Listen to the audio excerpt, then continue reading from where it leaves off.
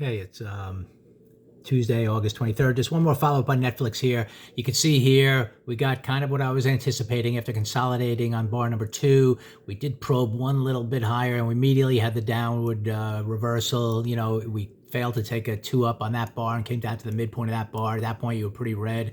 And now we're heading low again and everything, you know, looks good on the trade. You could have, if you exited here, as I discussed as a possibility on the previous video, break even, and you watched it head up here, as it was heading down, you could have entered it at your same price again. And now again, you got the options up to 665 and heading higher, and 695, almost hitting 7 here in a second. And prices now, you know, kind of breaking lower again towards those lows. So the confirmation on this trade is going to be breaking through those intraday lows. At that point, everything in the, you know, I discussed in the first video, we have targets down here to take out yesterday's lows and everything else. So everything's working out nicely on this trade, whether you got in at the beginning, scaled out and just held through this, or whether you broke even and re-entered, or whether you just got in and continued to hold and now it's heading lower. At this point, you know, you really want to see this kind of move kind of break lower at this point to confirm everything. And again, all these options set up no risk essentially,